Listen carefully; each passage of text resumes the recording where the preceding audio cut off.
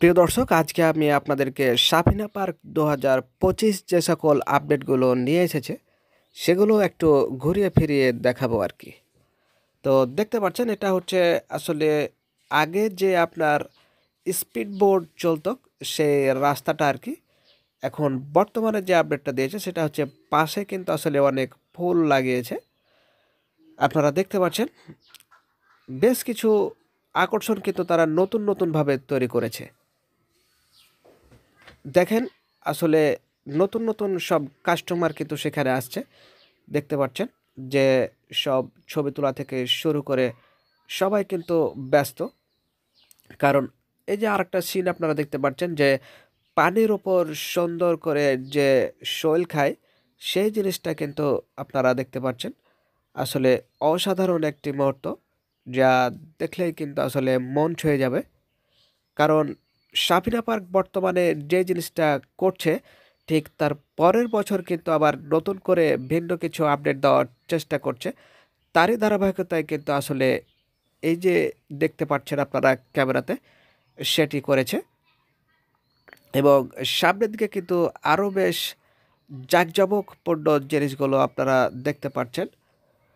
তো আপনাদেরকে একটা কথা বলে রাখি, আপনারা এখানে কিন্তু সেরকম গাছ নেই, কাজেই আপনারা রৌদ্রের কথা মাথায় রেখে কিন্তু সেভাবে আসবেন।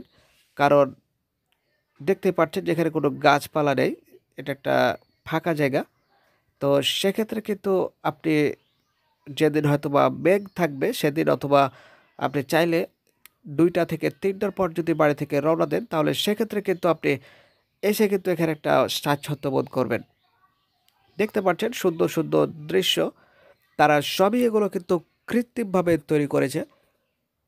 এবং এমনি আজকে নর্মাল একটা দিন, তারপরও অনেক দর্শনার্থী কিন্তু হাজির হয়েছে এই সাফিনা পার্কে।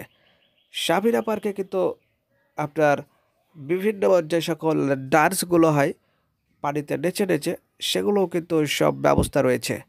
আর হ্যাঁ, আপনাদের একটা কথা বলে রাখি যে এখানে কিন্তু আপনারা চলে আসতে পারবেন, খাওয়ার নিয়েও আসতে পারেন, নাও আসতে পারেন, সমস্যা নেই। কারণ এখানে হোটেলের ব্যবস্থা রয়েছে। আপনারা যদি মনে করেন রান্না করবেন, তাহলে সেক্ষেত্রে রান্নারও ব্যবস্থা রয়েছে। যদি আপনারা ভেতরে বক্স বাজান, তো সেক্ষেত্রে কোনো ফি আপনাকে দিতে হবে না। শুধু আপনার যে স্পট ফি সেটার ভিতরেই হয়ে যাবে আর কি।